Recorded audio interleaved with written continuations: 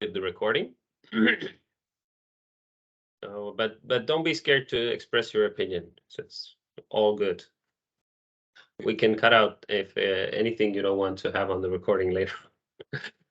But I think it's fine. So we're 3 minutes on top of the hour. So I think it's good to know, good to start now. Oh, hi, Adam. Joined us just in time. Great to see you again. Good morning. Good to see you. Good to see you all. Yeah, it's earlier in UK, right? It's 9 o'clock there. It is. Yep, just gone. Well, good to have you here with us. Thank you. Likewise. Okay, so today is the General Assembly meeting. Unfortunately, we had to do it online again today.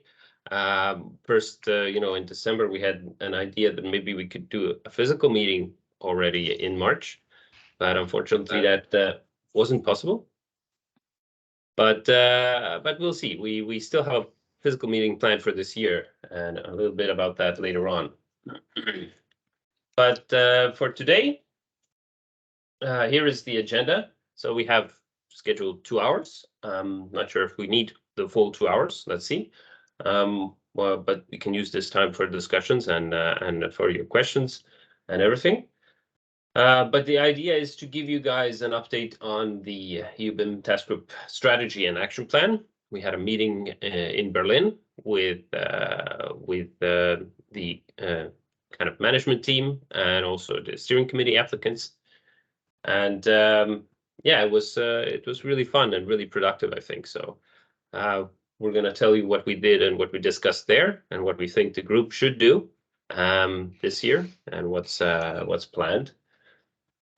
So some of the activities already there on the agenda, like the planned workshop, public client conference.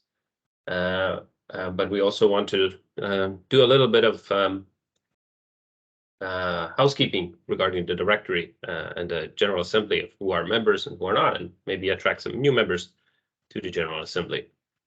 But first, before we go into the strategy, I wanted to give you an update on the steering committee.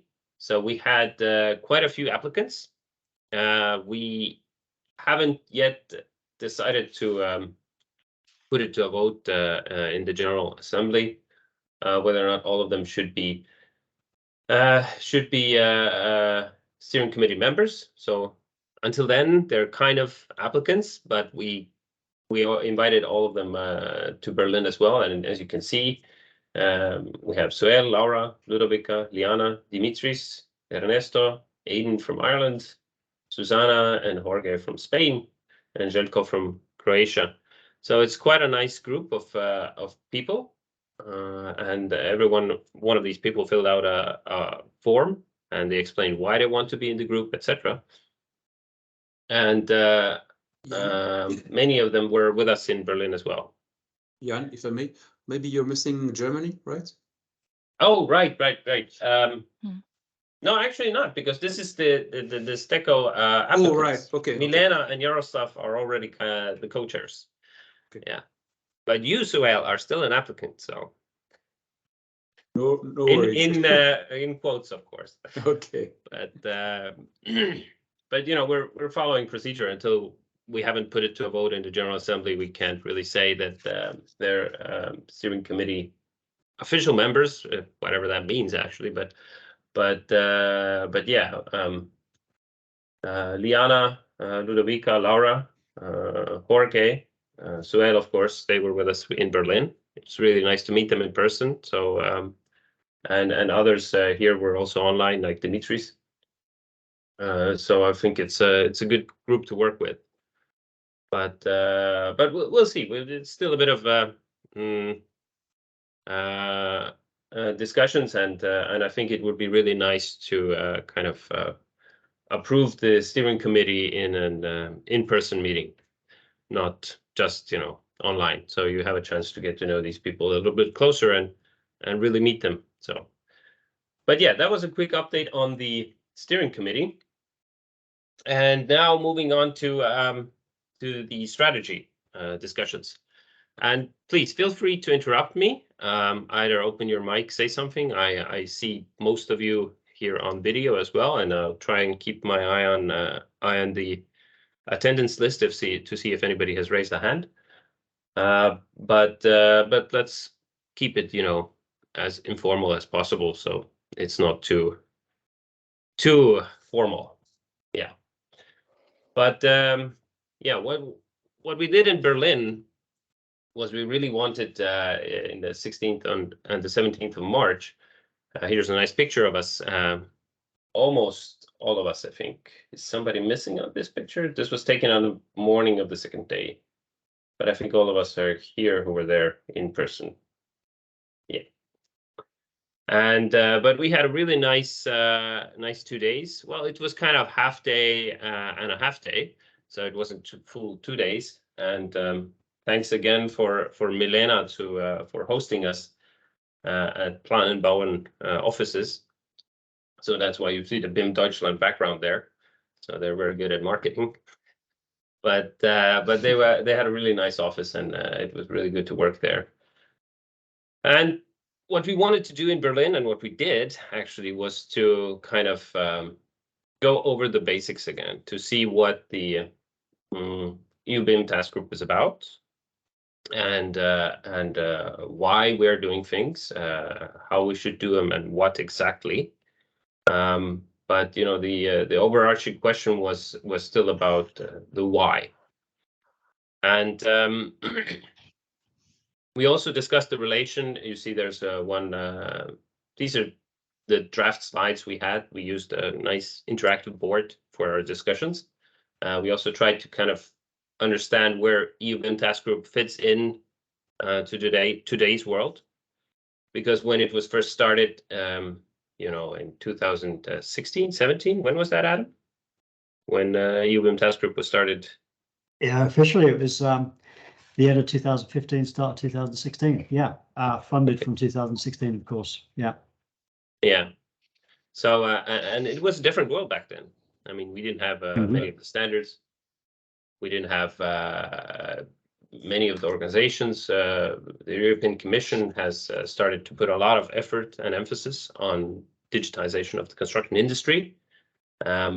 Building Smart, of course, is doing a lot, SEN 442, and there's the global BIM network as well. So it made sense to kind of take a look back and see on a holistic scale, where is there a place for the EU-BIM task group at all, actually? But through our discussions, and we came to the conclusion that there is a place for the EU-BIM task group. It's just great. And this is mostly focusing on the public clients, of course. And we ended up kind of wording the mission and the vision of the EU-BIM task group. But before I go into that, I would just briefly like to give the word to our friends from the European Commission. So we have Peter Stallins here also. As I mentioned, the European Commission is doing a lot of initiatives. There's the High-Level Construction Forum. There's the Public Buyers Platform, which is kind of emerging and a new thing, which they want us to collaborate on as well.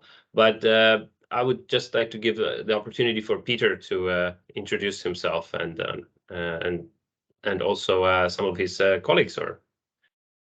So, Peter, I see you're there. Hi. Yes. Hello. Thanks, Jan. Thanks, Jan, for this. And a very good morning to all of you.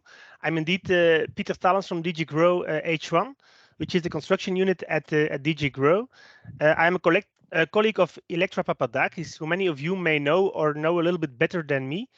But anyway, in our unit, I'm also involved in all projects and files that touch upon digitalization of the construction ecosystem. So, for example, I worked on the parts on digitalization and the transition pathway that you just mentioned, Jan, indeed, where a new document from our side, from the side of the policy officers, is to be expected within 2 weeks from today, and that will be presented exactly 2 weeks from today, on Wednesday, March 15th, on the next High-Level Construction Forum, to which all of you are, of course, warmly invited.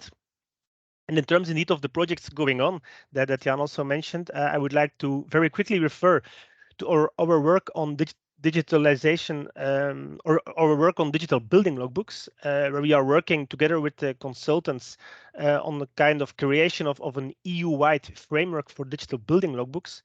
To be honest, we're not at the final deliverable yet, but very interestingly, the work already has sparked quite some interesting discussions on many levels. The level of detail this framework should have, for example, trying to find a balance between pushing for harmonization and leaving some flexibility for member states to continue their ongoing developments.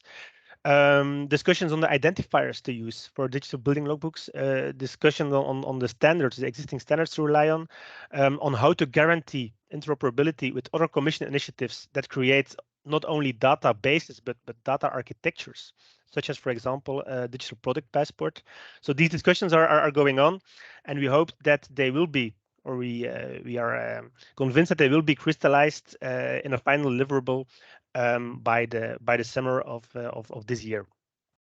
I would also still like to make a quick reference to our work on digitalization of SMEs, where we are now in the phase of trainings that are being done for SMEs.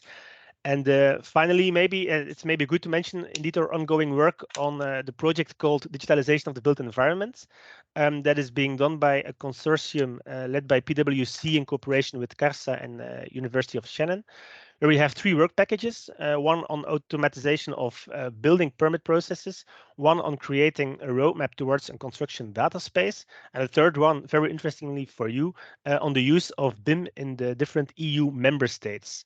And the work here has started also in this work package on different fronts. For example, we're doing an analysis of the state of play across all EU member states. Analysis which will not just be an update of earlier analysis, because this has been done before, so it will give an update, but it will also introduce new criteria to assess the state of play of BIM in member states, and which will also lead to a refined definition and methodology to further assess the different levels of maturity of BIM in the EU member states. We will be collecting further use cases of the use of BIM, but quite specifically, use cases will be about public projects using open BIM for procurement, and also BIM used specifically for lifecycle management of built assets and infrastructure, and the use of BIM to specifically increase circularity. So the use cases have quite specific purpose. And we will also, within this project, further support will be provided for our community of practice, indeed, that we are building on BIM in public procurement. And for this work package, within this whole study, of course, stakeholder involvement will be very important, and we have put the EU BIM task group forwards as a priority stakeholder for this study, and especially for this work package on BIM. So more details and invitations will follow very soon to further concretely organize the cooperation with you for this study. So thanks a lot for having me here, for having me say a few words in this meeting. I'm of course open for further questions today or at any other stage. And I wish you a very fruitful continuation of this meeting. Thanks. Thank you, Pieter.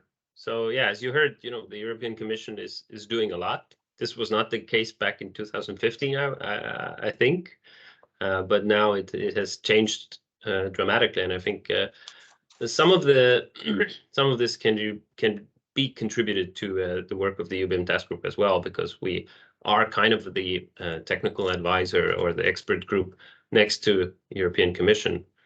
But thanks to Electra and now also Pieter, these things have really taken off on the EU level.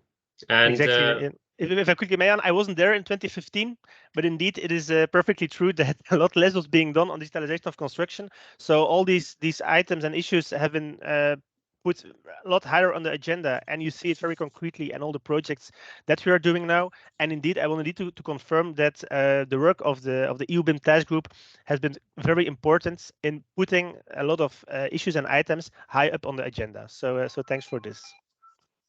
Yeah, absolutely, and that's a good reason for having a group like the EU BIM task group. And but that doesn't mean that we're kind of finished with our work. So there's a lot of things still to do, and that's what we're gonna talk a little bit about today as well. But maybe Georges, you also want to introduce yourself, because I understand you're the project lead from PwC.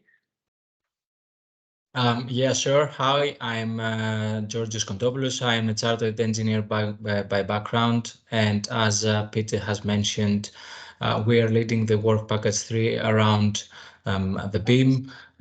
We have a lot of tasks to perform going ahead, from understanding where the member states across Europe stands at the moment around BIM, as well as to try and identify a new method of assessing the BIM maturity of its country, as well as to make sure that this BIM community of practice in public procurement will be established.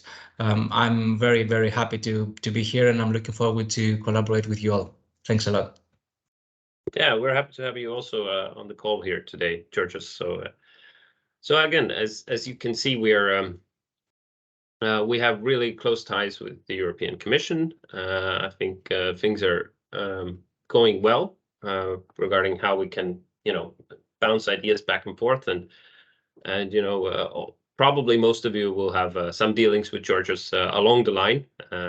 And I strongly urge Georgios you to reach out to the whole group of the UBIM task group whenever you need some input from a specific country, or you need some contacts, or you need some help. So that's what we're here for.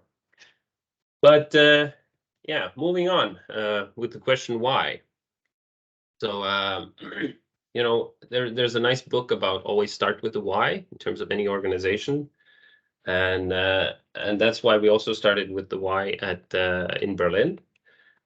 And as I said, we ended up kind of wording our mission statement, and it's on the screen as well, but it goes like this. The mission of the UBIM task group is essentially to support public clients responsible for the built environment to implement digital transformation in practice. It's not the easiest wording, I would say, but we really struggled to kind of fit everything into one sentence. And the main emphasis here is, we're a supporting organization.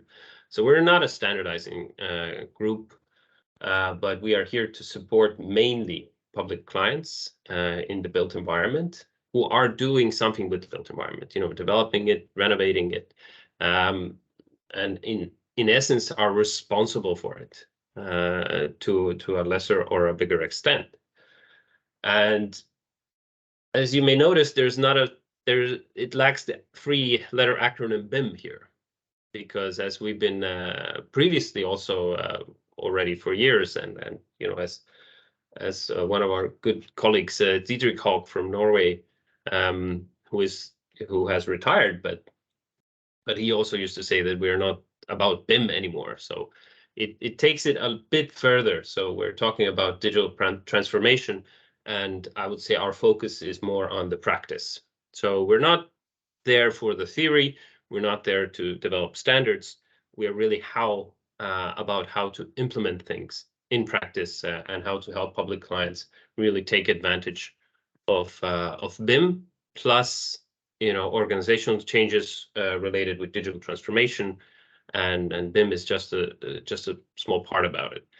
So I would say we're still let's leave the name as it is, the UBIM task group, because that's a well-known brand, and we have a really nice logo as well. So, but this is the mission statement. So this is what we worded.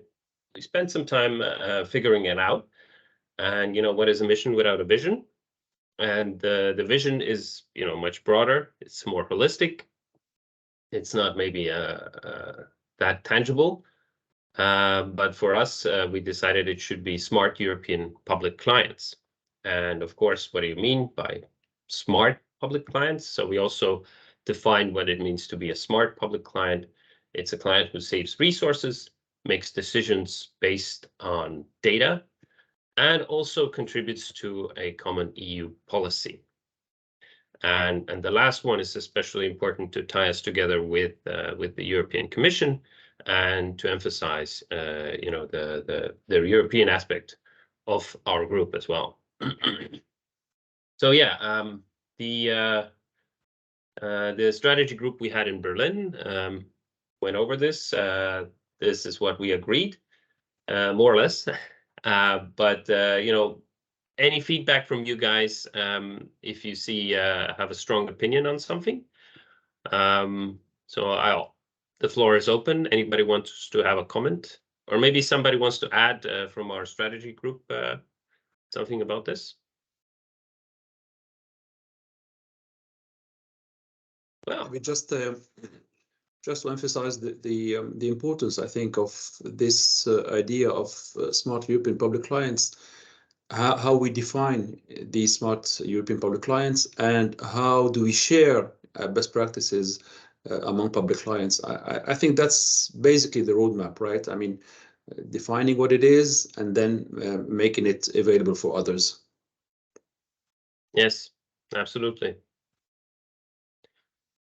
So I think if there's no objections to this, we will put this also on the website. If the UBIM task group will update a little bit there to reflect on this mission and vision about us. Yeah, Adam, I was hoping you would have a comment. Well, certainly nothing in terms of disagreement. I'm not even sure I have the license to, but I certainly wouldn't disagree. No, just a comment or even a question around who we mean by public clients. And it's because the reason I ask is because it's something we have been thinking about from the global network perspective as to who do we mean by our audience. Do we mean, for example, people within procurement organizations that are leading a transformation, a digital transformation, of course, as you say here? Or are we referring to the public procurers? Are we referring to people who do contracts? Are we referring to project supervision? Or are we referring to all of them? And again, just be clear, I'm not certainly not commenting on the statement at all in any way. It looks like a fine idea. Just curious. Yeah, that's actually a very good question, and it's something we also discussed and argued a little bit about. I mean, are we talking about just public clients? But as for the vision is concerned, then there we decided to focus on the public clients because they are the ones, essentially the ones who procure services, materials to develop the built environment. And through them, we have the strongest influence on how the environment is developed. And of course, if we talk about who is a member of the UBIM task group, that's a different story. So that's going to come up in the next slides. But essentially, when we're talking about also the policymakers, we're talking about the ones setting the digital agenda, the consultants, all of that, the ones you mentioned, Adam, who are not maybe specifically procuring design, construction, maintenance services. But in the end, I think they're all contributing to making the public clients more digital, more efficient in using public money. And that's why I think the vision is really about having smart European public clients. Because if we have the best legislation, if we have the best tools, the best standards, but we don't have the clients who are actually using them in practice, who are following, if there's any regulation or such, then it really doesn't have the impact. So that's why I think we focused on public clients. But Suhail, go ahead. You have a comment as well. Yeah, thank you. Just to pick up on Adam's question, I think obviously it's a relevant question. Nevertheless, for the vision, I think we need to keep it as wide as possible. That is, I mean, public clients as a whole, keeping in mind that also there are a lot of differences between countries. And maybe I agree with Adam, maybe in the definition of the mission that is related to the vision, we need to get more into details and see how we can pick up with all of these different public clients and how do we deal with them, because they are obviously, I mean, not doing exactly the same thing, and their drivers are not the same. So we need to be more specific during the description of the mission, I think. Yeah, of course, we can work on it. So any recommendations are always open and welcome, and it's not something fixed in stone that we cannot change ever. So that's obviously. But yeah, before Adam, you comment, or you want to comment, and then quickly Yaroslav. Just a quick comment. I saw Yaroslav as well. Yeah. So no, that and both of your comments were really helpful, by the way. That does kind of tie into some of our conversations as well on the global side. I see Pietro Bartolo here is a good friend and colleague who we started some of these discussions with the Commission many years ago. But I think Pietro, in some ways, is interesting because I was going to ask the question: do we know what some of the challenges are from that community? Do we have those represented in our group, or do we need to go out and find some of those everyday practical challenges? Because you mentioned the word practice, which is a really key word, isn't it? Because you're getting quite grounded. If you're talking about practice, you're going to need to then get very hands-on and into some of the real day-to-day challenges within infrastructure ministries like Pietro's and others. So that would be interesting to know whether we've got the expertise within our group, or do we need to, bring others in to address it. Again, trust me, I'm really not questioning the comments and ideas here at all. I'm really not. Yeah, I'm just interested in the. It's completely fair, and just to quickly answer that, the emphasis is on being supportive. So we're not the ones actually going to do it, or we don't expect the group to do, provide all of the expertise. The goal of the group is to connect people, to connect different public clients in different countries, and to figure out what are the common challenges, and through the group maybe help to find some solutions for that, share best practices, etc. But we are in no way equipped to solve all of these questions that you mentioned. But I think this group is in a position to support and help out public clients, who are starting their journey or on their journey towards digital transformation, and either have something to share or are looking for a little bit of support from someone else. But now, Yaroslav, go ahead.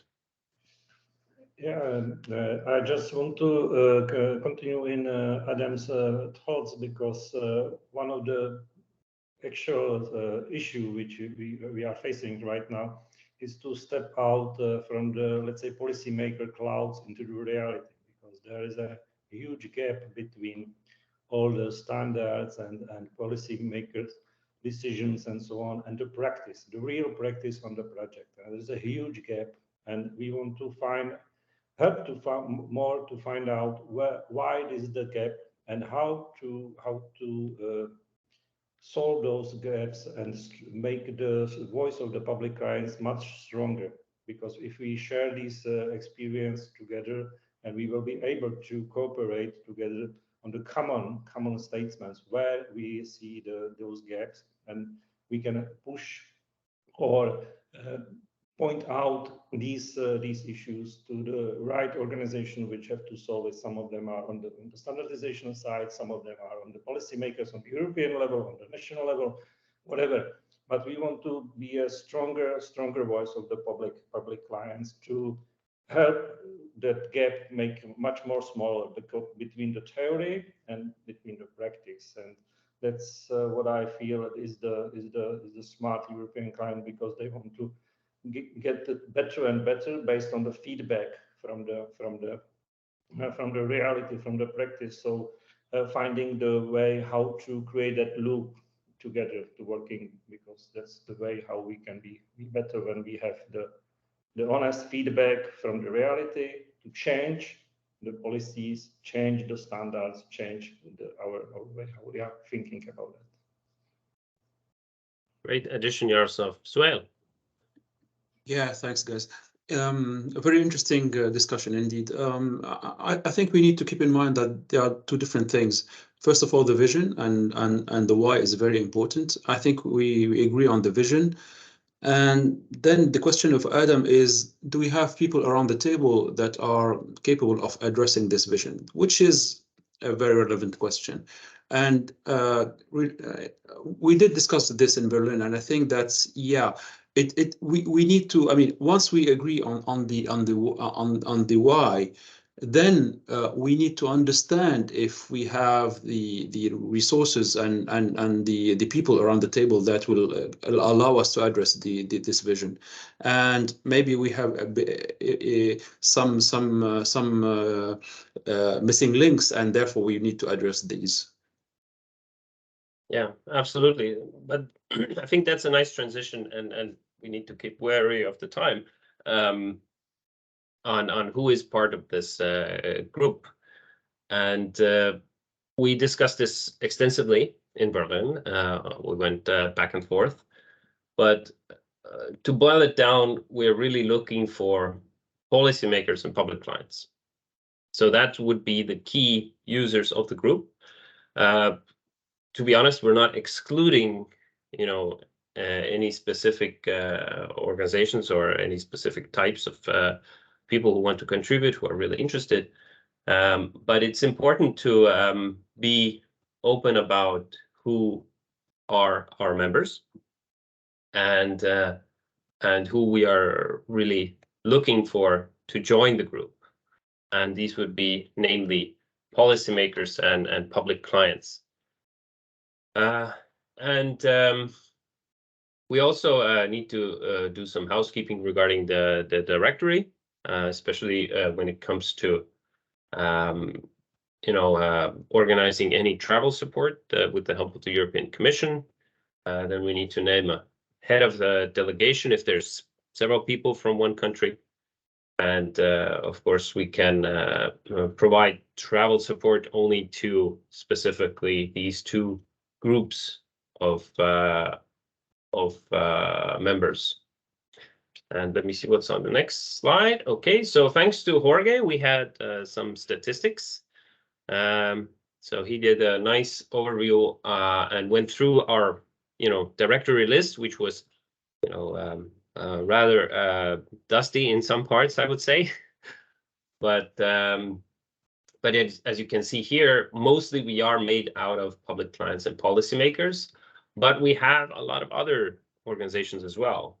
We have, national standardization bodies, we have universities, some national associations, economic interest groups, and also some private companies representing public entities. Let me see what's on the next slide. And yeah, we are we have members throughout Europe, but we're missing some countries like Slovakia, Hungary, and Romania. And Yaroslav, you made a note about it. I didn't have time to update the slide, but you mentioned a few countries as well that are missing. But, it's not our goal to have 100% of the countries involved. It's just that maybe if somebody knows people from this or that country, they can invite them and to join our group. And yeah, regarding now further actions, what do we do about the directory? So we have, I actually have it here in Excel format as well. The idea is that we want to publish this on the website.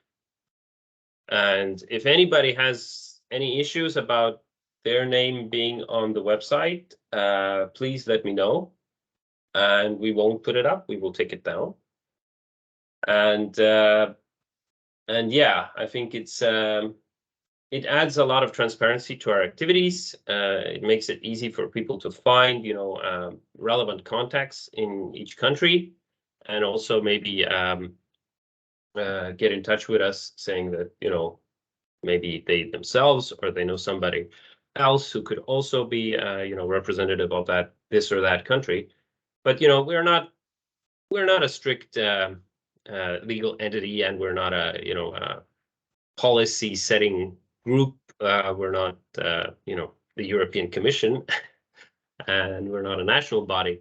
But I think to get the most value, we aim to find as many national representatives and some people who are well connected in their governments and know the situation in their countries. So these are the people we're really looking for. But one question I have for you guys here today is I also let me quickly filter out the others.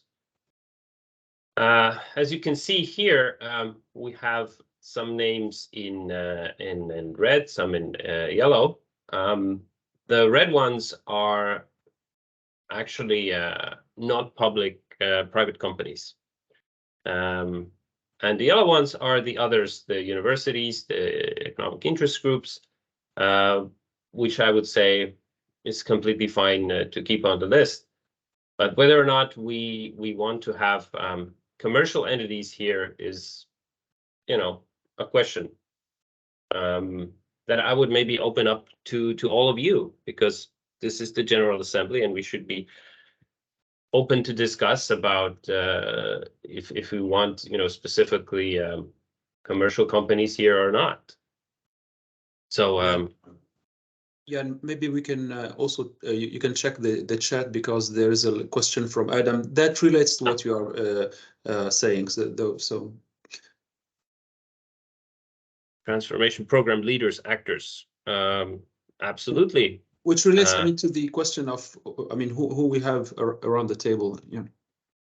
Yeah, it's just that, you know, I've just highlighted these 1, 2, 3, 4, 5 not public company representatives, because it's not clear whether or not they're linked to any transformation program, if they're linked to any representing any public client, government agency. If they are, totally fine. But some of them here are on the list because of you know, from old times. I know Virgo from Estonia. Well, more or less, he's not that involved anyway. I don't think he's here either. Let's see. Virgo, are you here?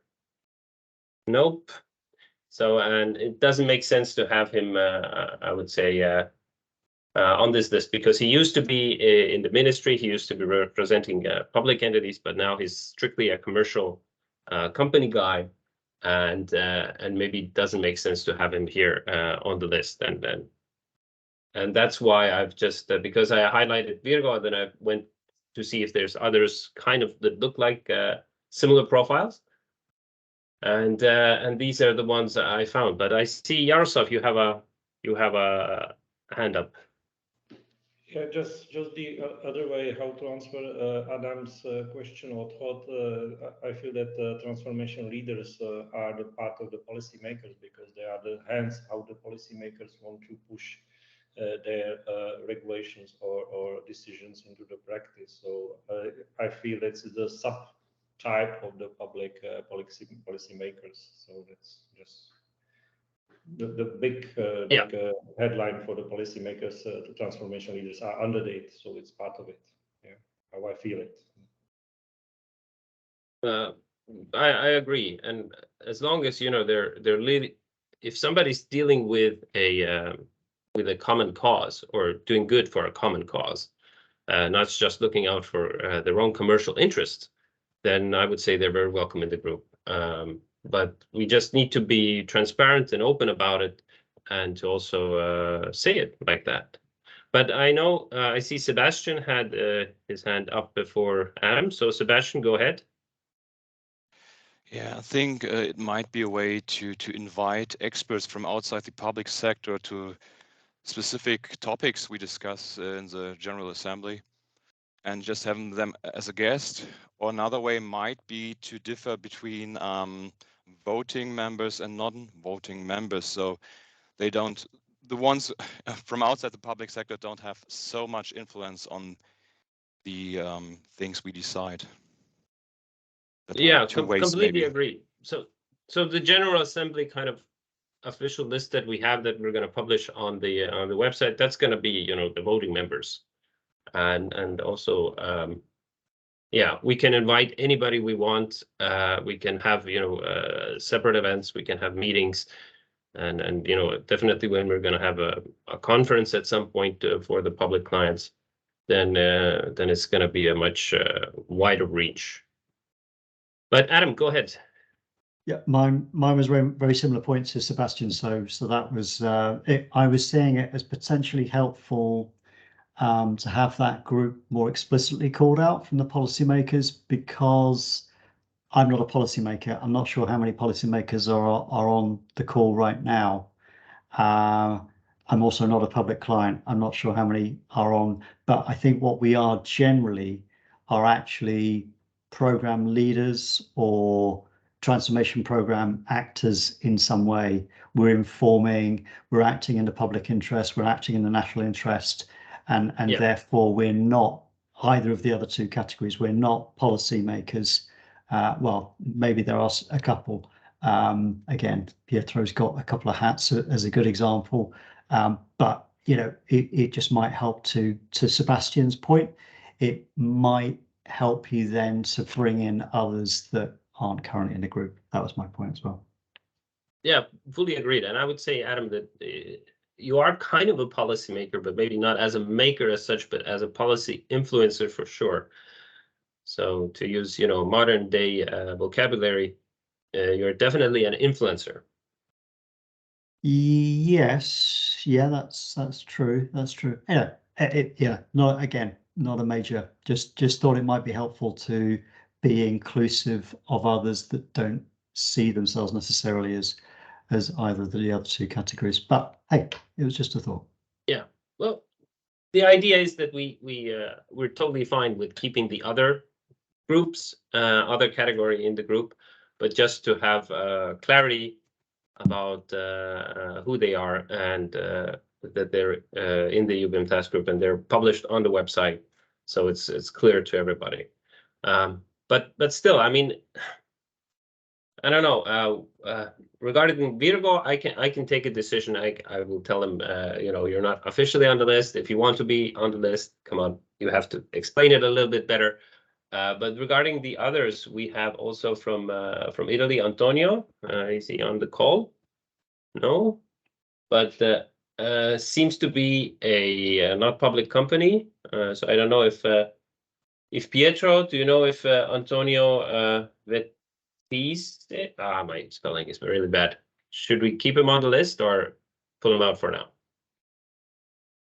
Pietro, go ahead. Yes, okay. Sorry, yes. Well, as Adam remembered, our group should be open, that's clear. Yeah. But members should be divided in between public policy makers and so on. Yes, I am the case where I am public procurer.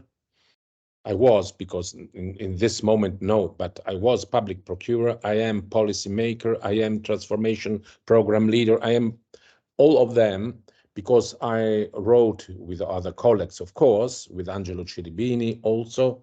We wrote the new public procurement law. And in this case, we have digitalization mandatory since 2025 for €1 million work. So we did just this work for Italy, and I am surprised that Italy have the major number of members. I suppose because I saw 7 members of this group. This is interesting. Nevertheless, in Italy, the problem is that we have more than 40,000 public procurers. Yes, 7. 40,000 public procurers, and they need support. But it is a very hard transition. That can I say. And the new public procurement law gives some mandatory advice to all to introduce digitalization for now.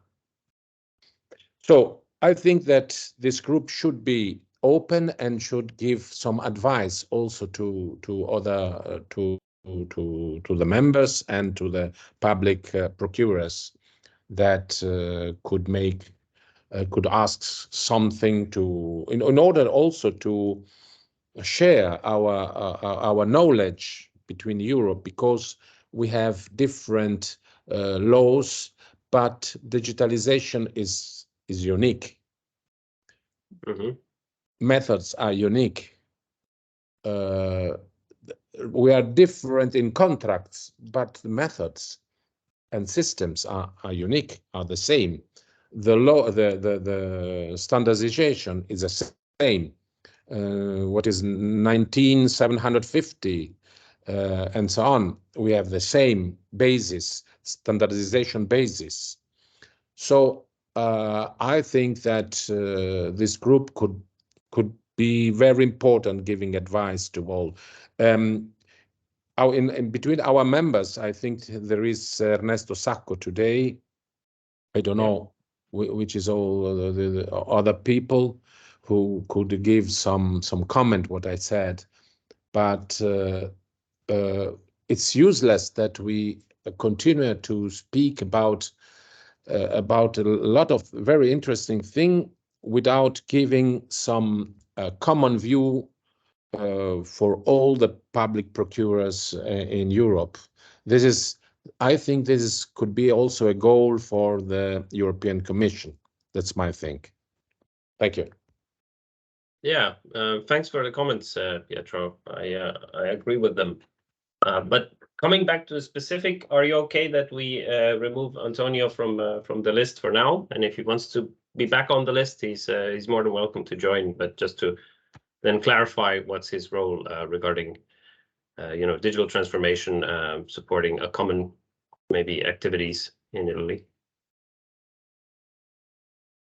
I just want to clean the list a little bit, so we are clear. But okay, if there's no objection to that specifically, then I'll go ahead and do that.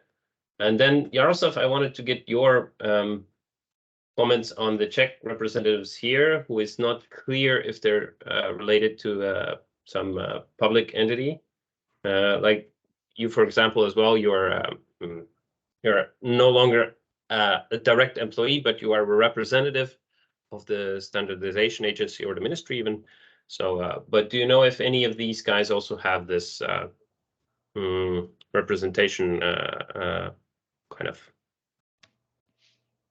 Yeah, but my position is, as you mentioned well, everybody knows that, a little bit outside and external. So for the decision about the representative from the Czech Republic, must do the lady from the ministry, which is already involved on today's meeting, Mrs. Hojsáková, but I feel they need a little bit time to have the decision. So I will provide you feedback how they decided to reduce or not reduce these members. Yeah, I will get back to you. Okay. Till the end of this week with their decisions about that. Okay, that's fine. But then regarding actions, public list on website. Everybody fine with that for now? Any objections? No? Okay, then we'll move ahead with that. Wait, let me check the chat. There's some Pietro, I'm going to send a list to the same participants of the call who got the meeting invite. But the idea to publish on the website, we're not going to put any emails or contact details. We're just going to have the name, the organization, and the country representation. That's it. So we'll try to keep it more or less sensitive. But if anybody has issues, let me know. We'll take it down.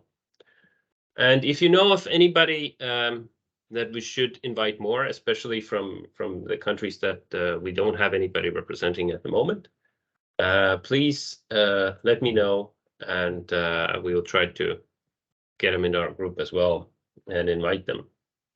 Or you can just go ahead and invite them yourself, so it's completely free and open. So that kind of wraps up the who part, the members part.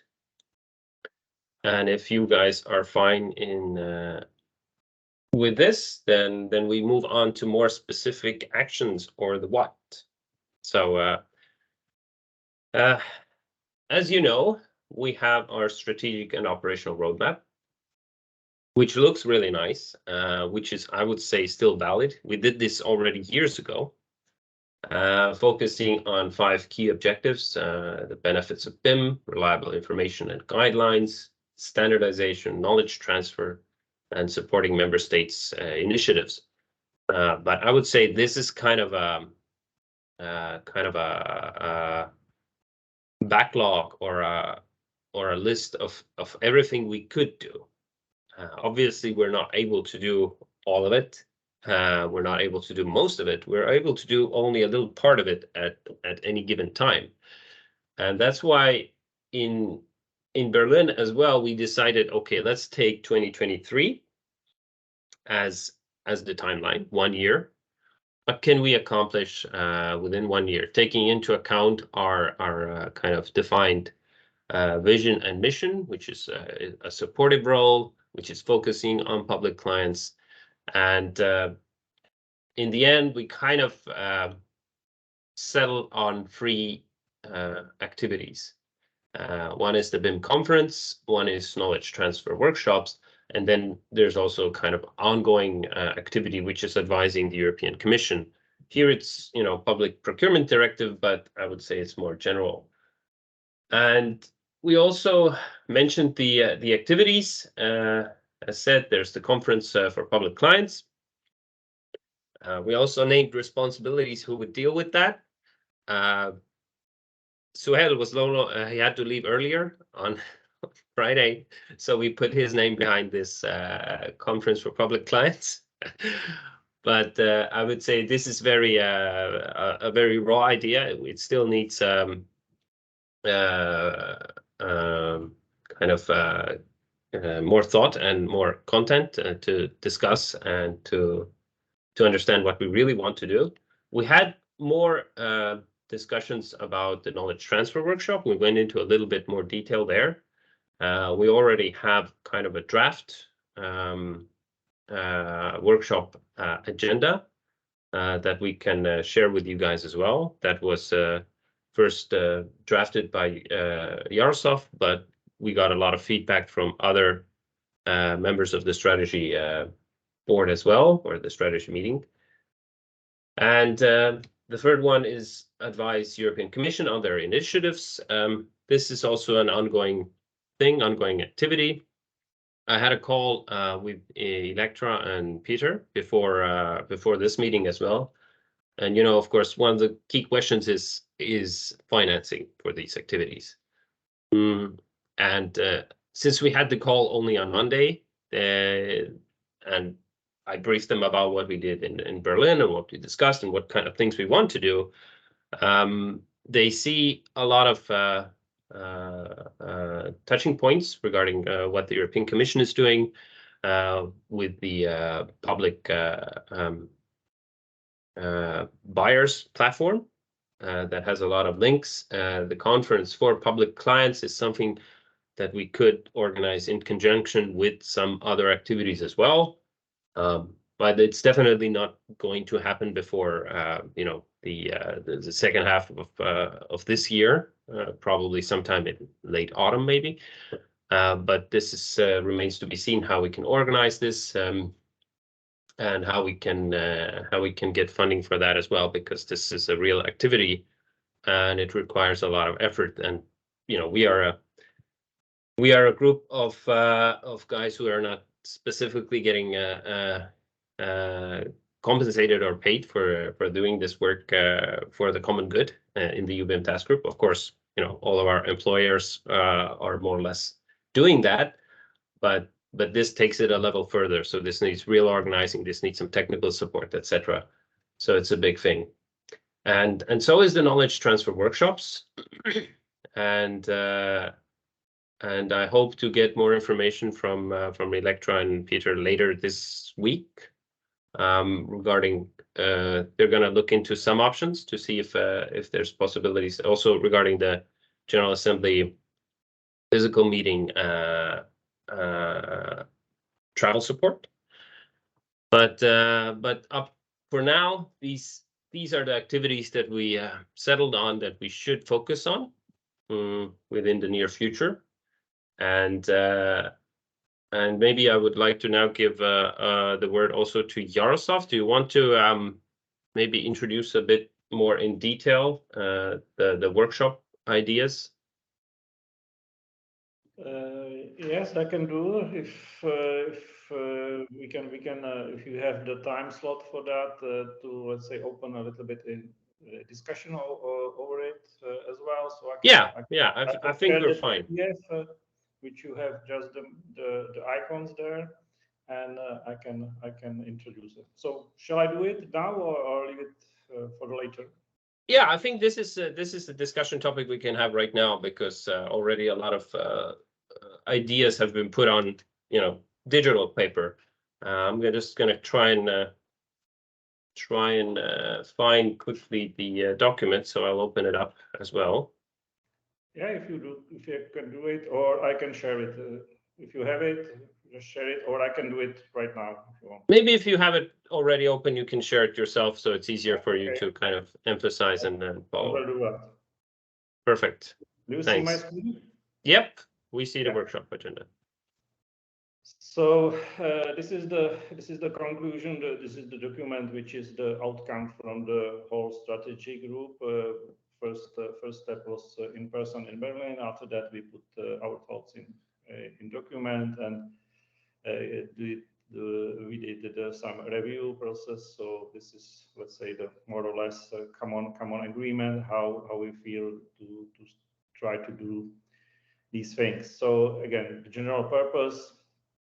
We want to do moderated discussion. This is not about the training or something like that. It's the form of the event will be this moderated discussion, really the workshop. So we are aiming for the people which have some kind of the knowledge, some kind of the experience, and want to share their own experience with the others, and finding the common things, finding the things that we can share, we can amplify again as the stronger voice, addressing to SAN organization about the standardization, or the policy makers on the European level or the national level, whatever, and helping to meet the mission sentence to support these organizations. So this is the purpose.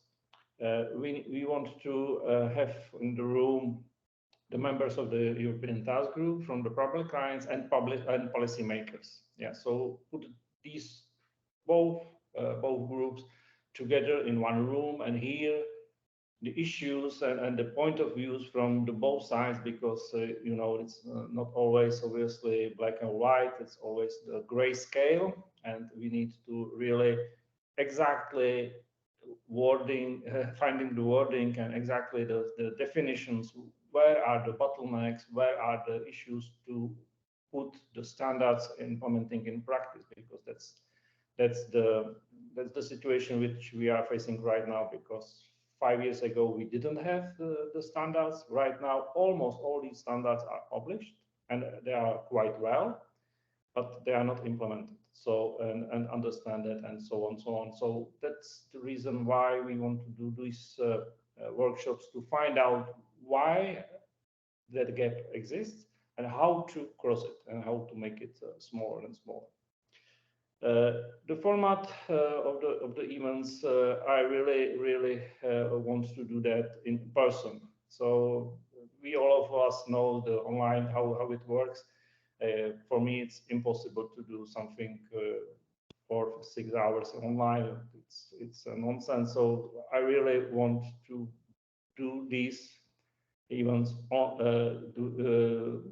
in person. So really have the discussion, whiteboards, flip charts, drawing, brainstorming, swapping ideas. No long presentations, just talking heads, just blah blah blah. Nothing like that. I want to do that really attractive, really interesting, swapping the ideas. For me, my experience in previous 20-30 years doing these types of the events should be 20-30 people max.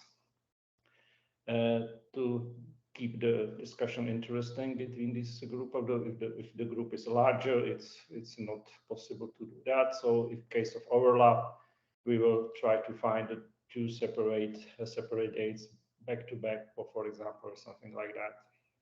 We will see how you will be interesting, how will be the members of the task interesting in this type of the event. Topics of the agenda we want to put together, and that will be one of the outcomes or one of the calls from today's meeting, asking you if somebody of you want to be a part of the preparatory team, so get really involved of the agenda of each workshop and gives your ideas to that, because we did it also, but in a small group, all the 10 people, so we want to really be open and make it much wider.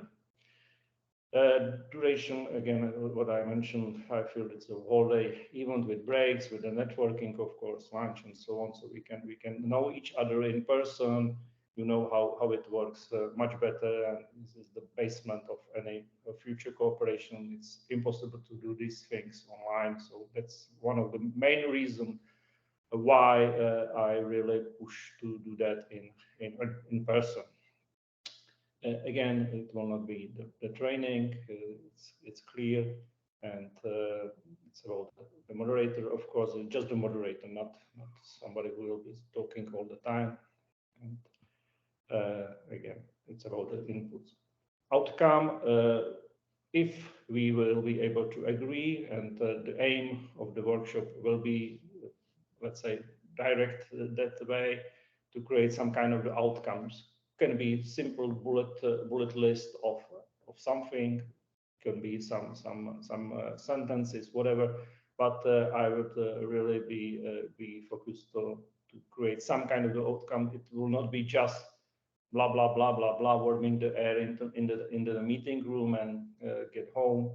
I want to have some outcome which can we work with it later on with the discussion with the DG Grow or the other entities. So that's the way how we can make the voice really stronger, because it's not the voice of 2 or 3 people, but it's a common voice of, let's say, 30 people, which have much bigger value, of course.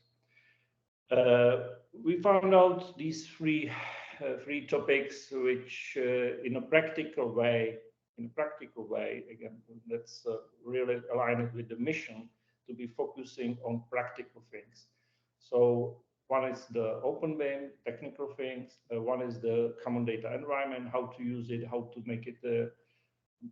And I have more details afterwards. And the third one is one of the most important parts, how to make the BIM really happen, because the organization must be really digitized, not just the project, but the organization. And this is a huge difference to do something on the silo project and training or trying to do something, and push it really wider into the whole organization with all the things. So that's the final aim of the digital transformation, the digital transform the organization level.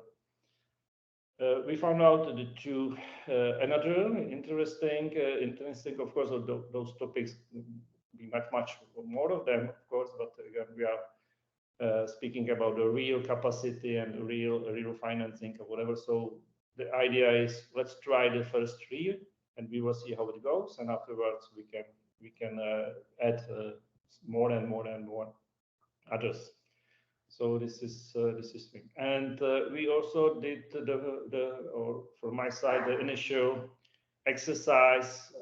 What can be or could be? This is from my side the initial draft for the preparatory team for each workshop. So we can start discuss on that and add something, delete something, change something, whatever.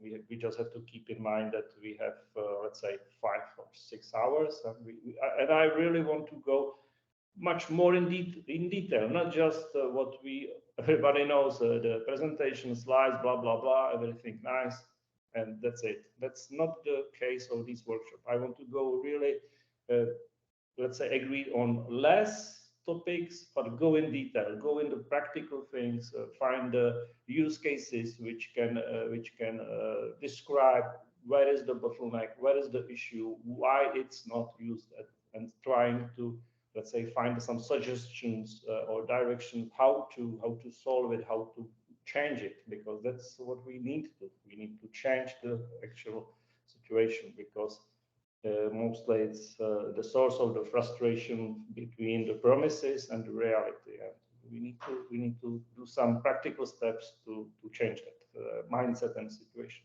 So this is for the first workshop about the open BIM in a procurement and practice. The second very important thing is, again, how to implement BIM in the organization level, not just on the projects or pilot projects, however you want to call it. So that's the questions or topics or parts of that workshop, possible ones. And the third one is about the common data environment. So how to make it happen, how to face the legal issues, the archiving, cybersecurity, of course, as well, how to make it fair for the market and for the supply chain, and not push the supply chain to the solution which is chosen or implemented by the public client, and so on. So make it really the market free, and allow the development from in that domain about the CDEs. So that's the actual status where we are, and right now, of course, the next steps are clear.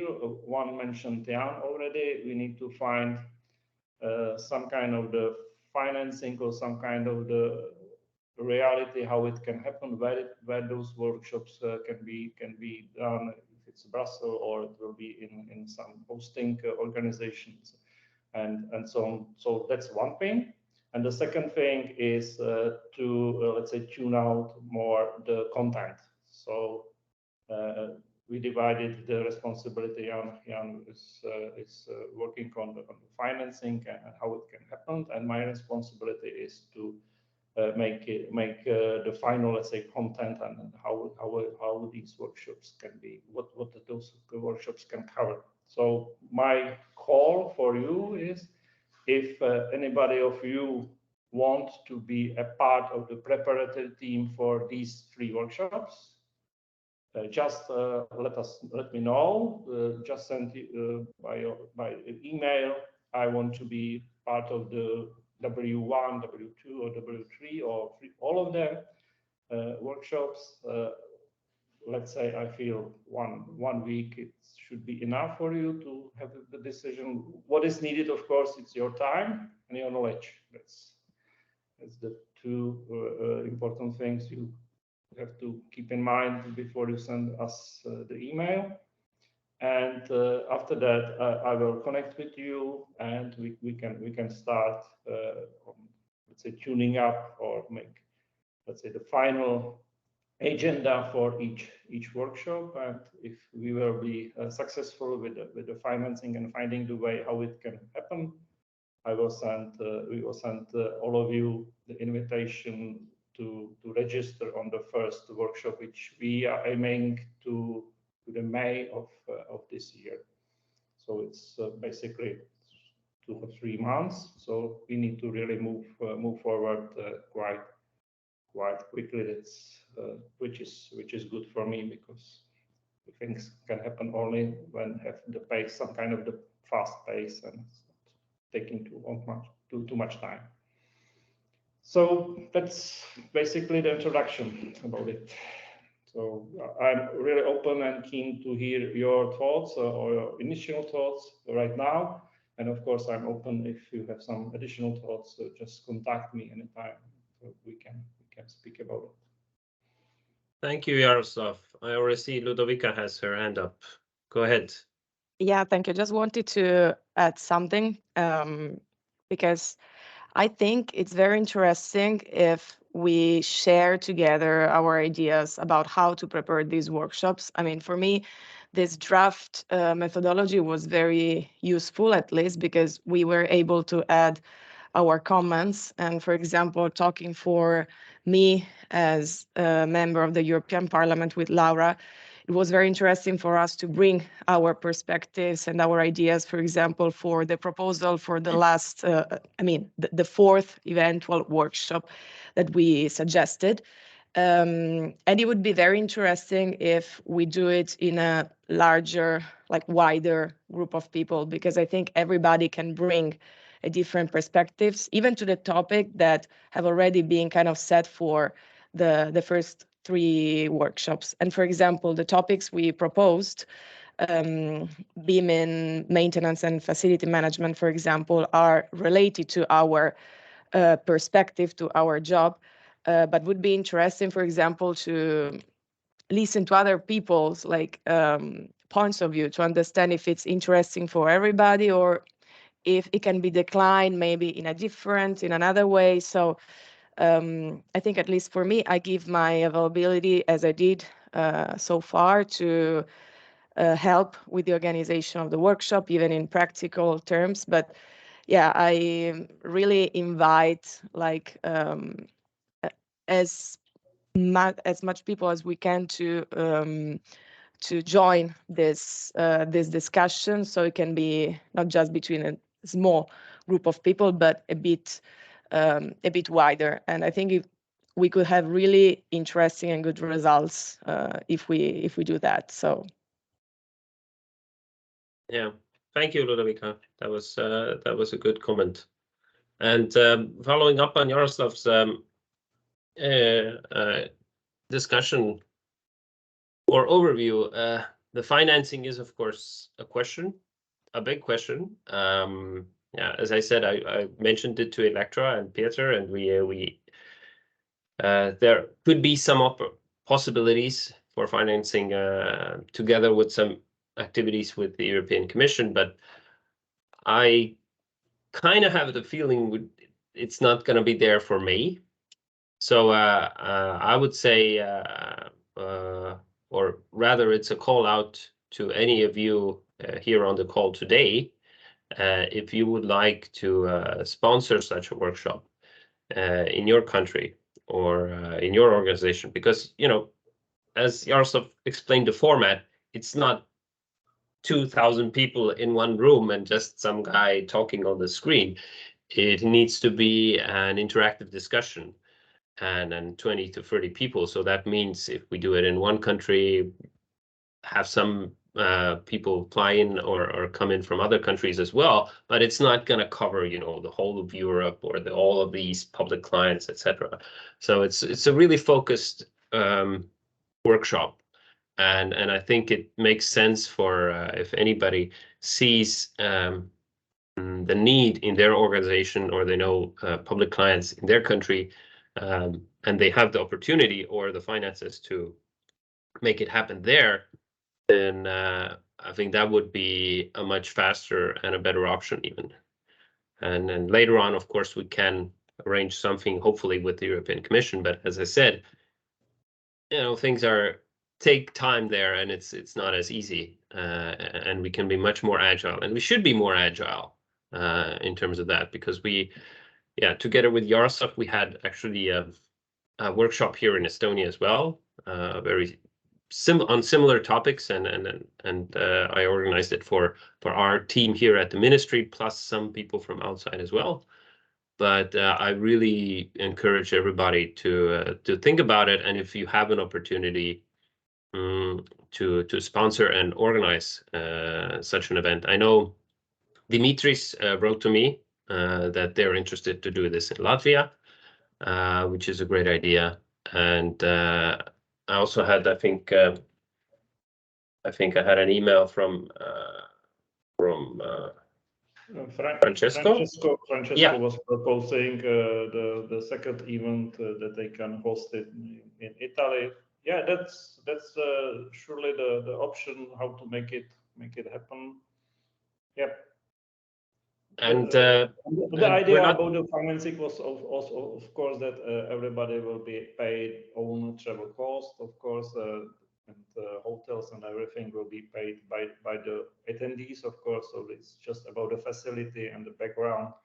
for one day. It's about the meeting room and the technique and some kind of the light refreshment, or even the lunch can be paid by the attendees. It can be the combination, but for me, I fully agree with Jan to make it faster and not waiting half a year or whatever to have some decisions from above. So yeah, let's find a way how to make it happen. Yeah, absolutely. Ludovica, do you have something to add? I see your hand is still up. No, I don't think so, but the hand is still up, so no, it's fine. Okay. Okay, now you don't see it anymore. Perfect. Yeah, that's good. Yeah, thank you. Perfect. And I see Benno had some comments in the chat, and there was a proposal for renaming the group to EU Digitization Group. Well, let's think about it. Let's park it for now and keep it there, because I think the EU BIM Task Group as a brand itself is well known, and everything is made with that brand. To make a change like that is a lot of work again, but again, something to discuss maybe in the future. Liana, you have your hand up now. Go ahead.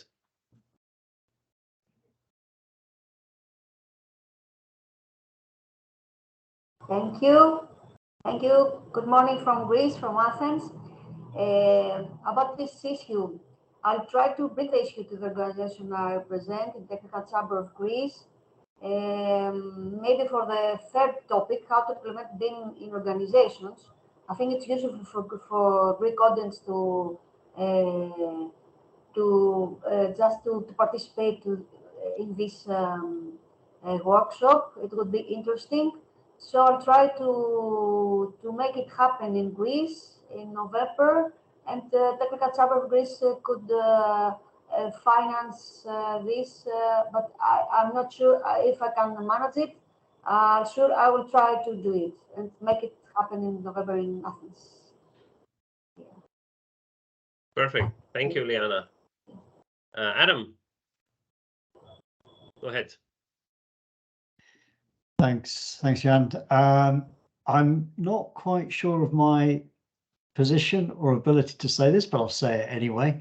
That's never stopped me. But I would be delighted to offer and invite people on these topics, all of which look to be incredibly valuable topics, and topics which are, I see, consistent challenges around the world, actually, not just, of course, within Europe. These are all very pressing issues. As I think some of you know, we have an event in May in London, the week of the 15th of May. 2 events in London actually that week, one of which is Digital Construction Week, which is the 17th and 18th, I believe. Adam, if I just may interrupt you, we have a slide for that in the end. Okay. So Yaroslav prepared a slide for that. Okay. And we can come back to that later on. Absolutely. So we can definitely discuss that, but maybe let's try and go through the topics of the workshops. Sure. Do you have a specific? Related, but I know the topics themselves, I think, are really good. All I wanted to say is I think they look really common with some of the other issues that we see around the world, and I think there are a lot of people that are working on these issues right now. So I think it was, I'm sorry, excuse me if I, Ludovica, I think, mentioned earlier about having a larger group of people, because this is a big inclusive topic. All of these things are, in fact, and even the one that I don't think I saw it on the list, which was the whole life use. Ludovica, I think, mentioned it, but I didn't see it. Maybe I missed it in the list anyway. But the life cycle use of BIM, how we get value from BIM through the whole life cycle, starts to then talk us about digital twins. We then start talking about operational use of assets and how to improve that through the use of information management. I didn't see it on the list, but my main 2 points is, 1, I didn't see that, and that would be really interesting to do. 2, I think there's a much bigger community of people that are really interested in this topic. And the UK, speaking for the UK, I know there's been a lot of good experiences and bad experiences are ultimately good experience to share. So I'd be more than delighted to speak about that when we get to the slide that Jaroslav has mentioned as well. Thank you. Yeah, absolutely. So, Adam, if I got you correctly, I heard you're volunteering to be on the prep board for the workshops, and also a sponsor for having one in UK. Yes. Well, I think you took my hand off at the elbow or shoulder, even. Maybe you took me then. But yes, I'd certainly be happy to work with Jaroslav and support if we can on both of those ideas, the content and also the London aspect. Thank you. Yeah, because I think you have a lot of knowledge on the same topics, and your input would be extremely valuable to that as well. Right. Okay. So, Jaroslav, do you want to have anything else you want to add? So, regarding the workshops? Yeah, you're muted right now, Jaroslav. We can't hear you. We still can't hear you, Jaroslav. Sorry. Okay, thanks. I feel that I said everything which is in the document or in my head, and I just need to put really in the meeting minutes, or everybody took out, let's say, the 1 week range to get to us the feedback if you want to be the part of the preparatory team, and I can start organize the calls and the meetings and tune out the agenda. And of course, if there are some proposals for the hosting, let us know really as soon as possible, so we can fix it and start preparing these things. Yeah. Yeah. So yeah, you have Jaroslav's contact email, and I will definitely put it in the follow-up email as well as a call to action. So get in touch with him. And yeah, I see Benno is quite quite actively commenting in the chat. Benno, do you want to also say something to the group, or you'd rather prefer to keep in the chat window? Hi, Benno. Great to see you. Well, yeah, I can. It's always good to say something. Well, just two thoughts. My latest one was about the effect BIM and digitization may have on the current asset management systems. And the effect can be quite large or even massive, which may lead to a modernization of the asset management system as a whole. And that's a big thing, and also it can also be a kind of a barrier for further implementation. So I'm very interested to learn how other public procurers cope with this, or do they overcome it? Is it not a challenge for them, or whatever? Yeah, very good thoughts, Benno. Thank you. And again, I think I saw another volunteer now, Jaroslav, for the prep group in the name of Benno. Yeah, of course. I replied always to a risk. and be more than happy to start working together again, Benno. So just let me know if you're interested, and I'd be more than happy to work with you. Okay, so just to wrap up on the activities part, I think the knowledge transfer workshops are something really tangible, something really good that this group is really made for, that we can, that we can use to carry out our mission, which is to support, public clients, And the conference is something we're working on. We feel that it's, again, something up our alley, so to speak. And there really isn't a conference focused on public clients and their needs regarding digital transformation, because there's a lot of other events, very good events around Europe, around the world, but we think there is room for a public clients conference, And again, it's for networking, it's for building the organization, making connections, sharing best practices in a very open manner, and from the viewpoint from specifically of public clients who have more, I would say, restrictions when it comes to, you know, how they procure, how they tender. You know, in the commercial sphere, it's just go ahead and do as you want. Money talks, etc. But with public clients, they're often in a bit of a predicament. So we try to help them. But I see another hand up, another volunteer maybe. Ingemar, the mic is open to you. Thank you. Now, I was just, when you were wrapping up this, what I just wanted to, a connecting issue, but something that could give us a way forward in these issues.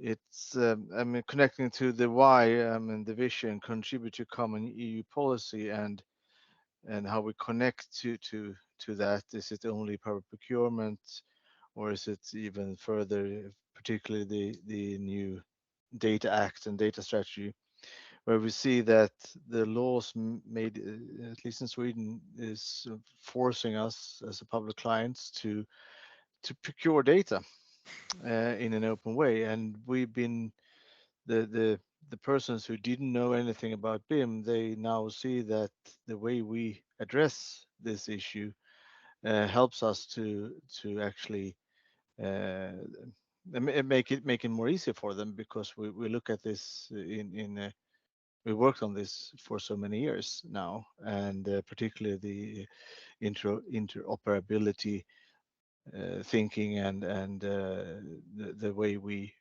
actually have started to procure data. Is this something that we look into or addressing, or? I think that is very well aligned with the first workshop topic, which is Open BIM in procurement and practice, because I know Trafikverket is in Sweden has been leading this activity for quite some time.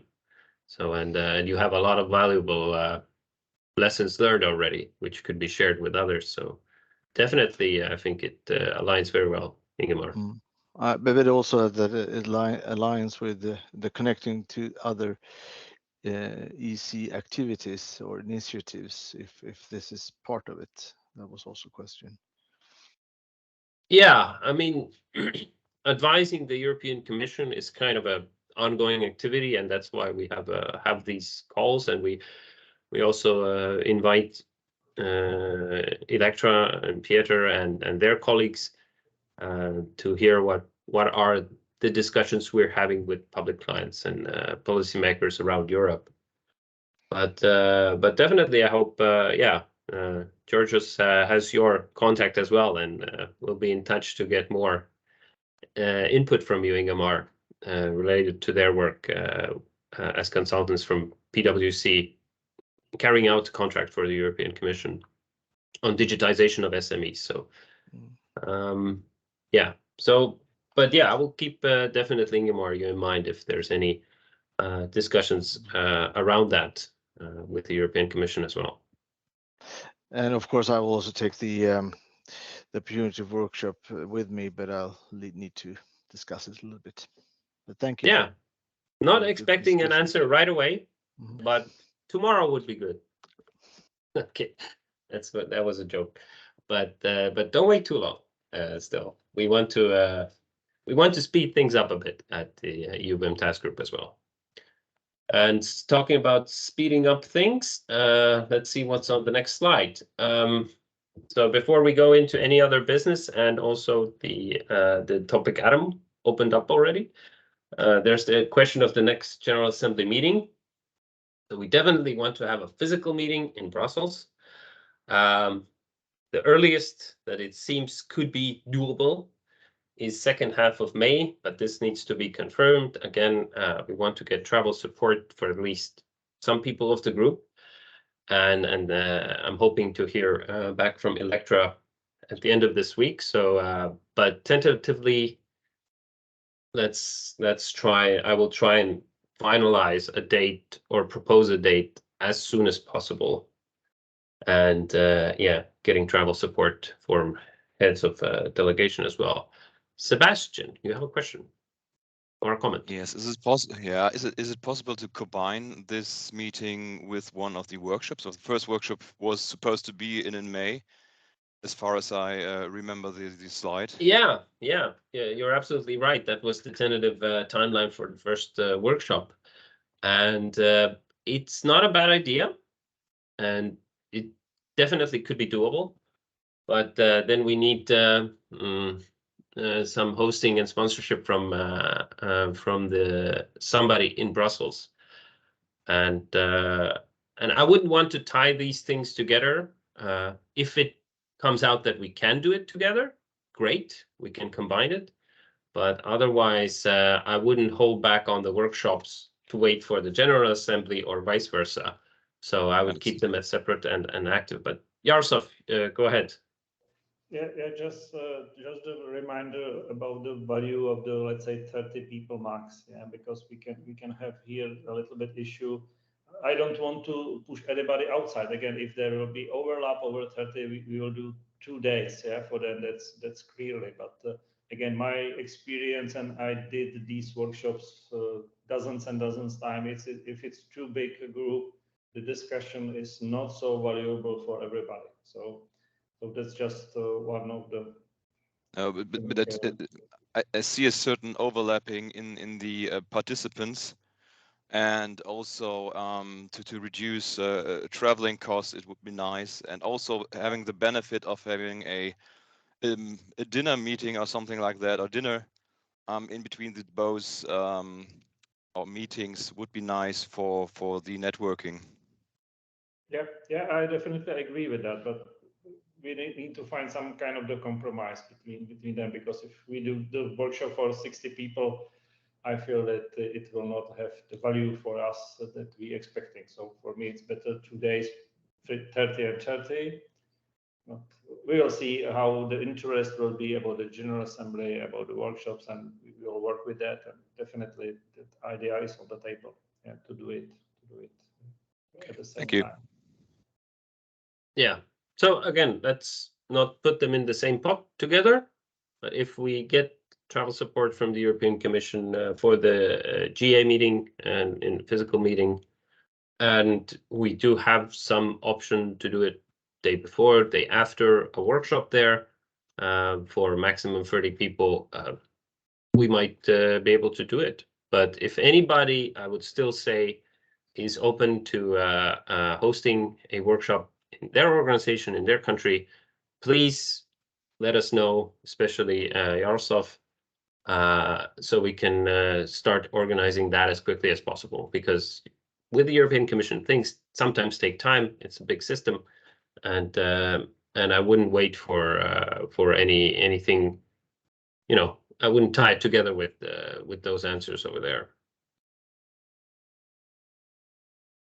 Okay, but yeah, I wish I would have a more clear date for you for the General Assembly meeting, but I don't at the moment. But tentatively, second half of May.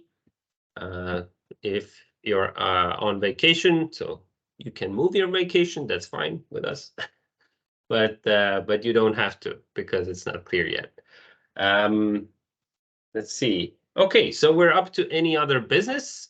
We have already one other business slide here, which I promised we'd come back to Adam.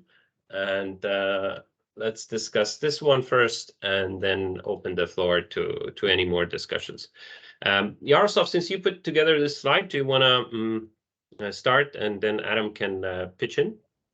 Yeah, I feel that's the right how to do that. Of course, I will give the word to Adam later on. Of course, we spoke about that with Adam because I am the part of the steering committee of the Global BIM Network as the EU BIM task group representative, and I'm in contact with this network for all year ago and from the beginning. So this is the opportunity because the representative from the Latin America will arrive in Europe in the middle of the May, and they said that they are interesting to meet with some other representative from Europe, from the UK. Of course, they will be there for a whole week. And the thought with Adam was if you are interesting to organize some kind of the event.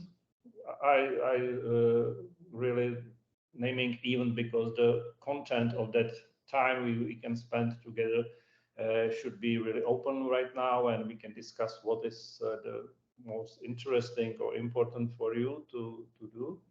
So what is it on the table? In the UK, it's UK Digital Construction Week, which is on the 17th and 18th of the May, which is the big event for the UK industry and the market. And we can do the day before, so on the 16th of the May, that let's say some kind of workshop or event or meeting between the LATAM representatives, UK and European participants as well. So that's the basic idea. The question is if you are interested and who is interested in that.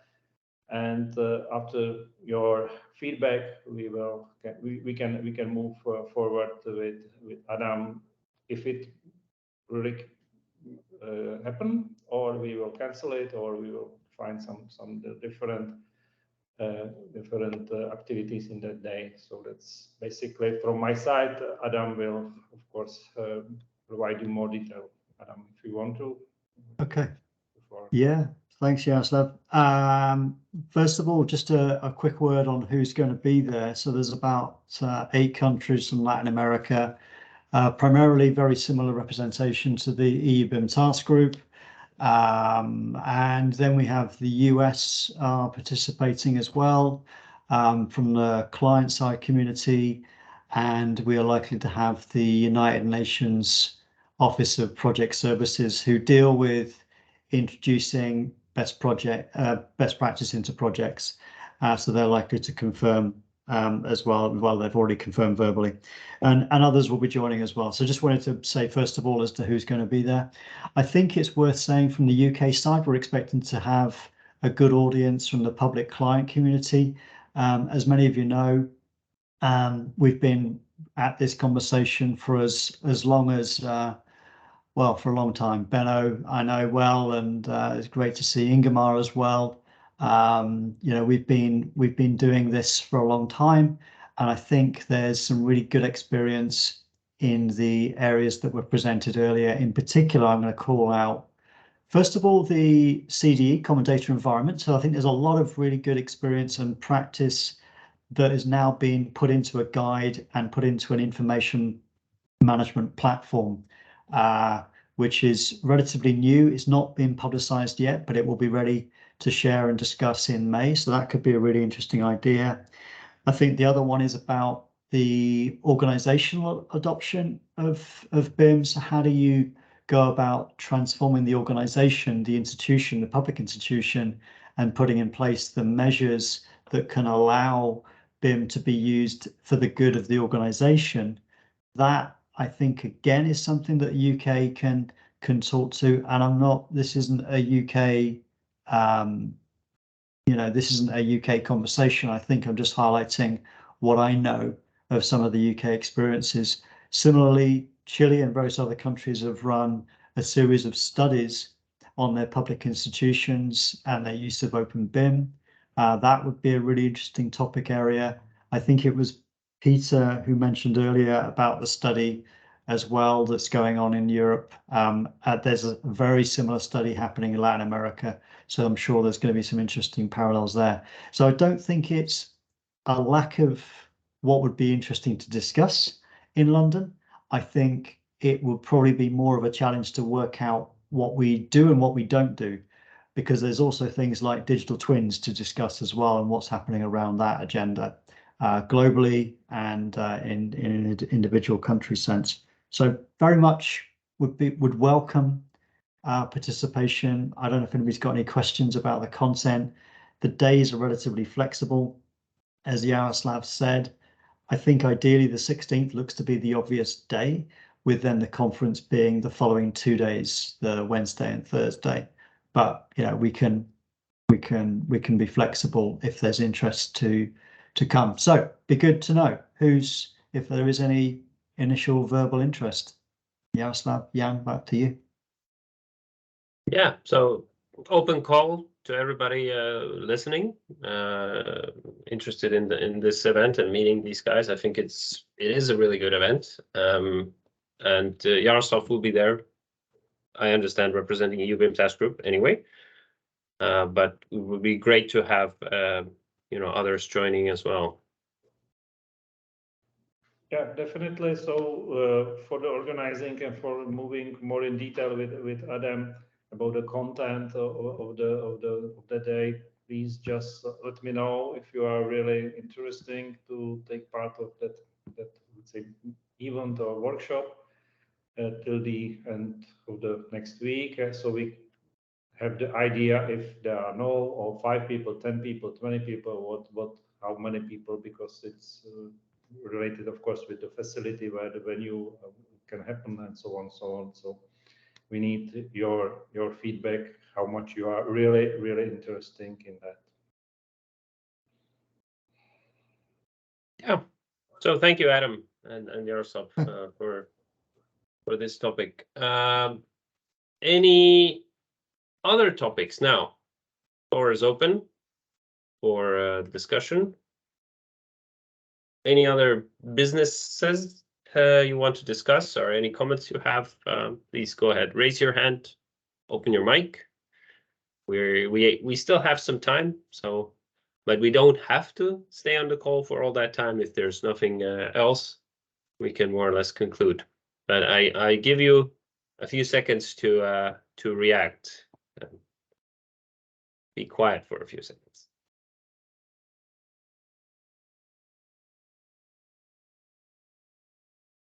That's about as much as I can be quiet.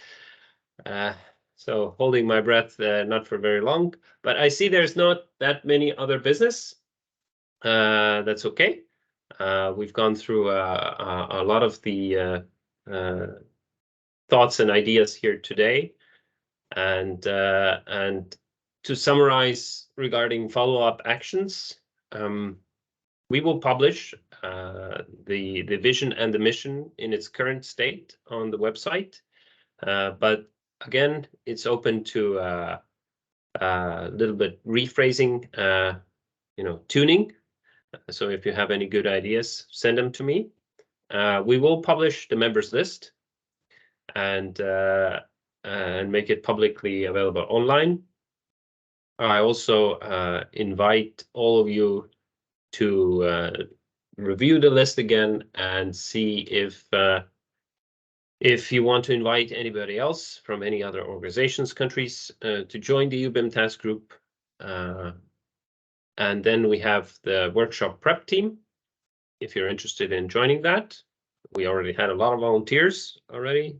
Adam, Benno, joining in, and then also think about the workshop sponsoring. If you can host a workshop in your organization, in your country, whatever time is suitable or possible for you, let's have a talk and see if we can make it happen. And I would say let's try and do maybe smaller workshops at first, as quickly as possible, just to see how they're working out, get some experience, and then we can do more and more of them as time goes by, and we see what works and what doesn't. And then at some point we're going to have a conference as well. But more information on that later on. And yeah, we are meeting with the steering group. I think we have another date set in March. So hopefully we will be able to move along on these topics as well. But next general meeting, if not physically, then for sure let's try and meet up in May as well, online possibly. But I really hope we can arrange a physical meeting as well. But let's see how that goes. Okay, so any final questions, remarks, comments? No, for me, this is Laura from the European Yeah. Parliament. I work with Ludovica. I just wanted to say thank you, and that is good to know that there are more people interested in facility management in BIM. I can make it for May to go to London, but I hope we will meet soon. So thank you, Adam, also. And that's it. Thank you very much, and nice to meet you, all of you, that I didn't know Yeah. first. I Thank think you, with- Laura, for the with comments, Laura- and thank you for being on the volunteering for the steering committee as well. That was it's really good to have your thoughts and input. Thank you. So if there's no further comments, it was great to see you guys, those who I could see on camera, and those who I couldn't see, was great to see your names. Just gonna quickly maybe grab a screenshot of you guys as well. Yeah, there we go. Okay, but that's it for now. Keep in touch. We have your contacts, and we will publish them. And see you soon, hopefully next time in May or sooner. All right, guys. Thank you. Thank you. Bye. Bye. Bye. Bye. Thank you. Bye. Thank you. Bye. Bye, thank you. Bye.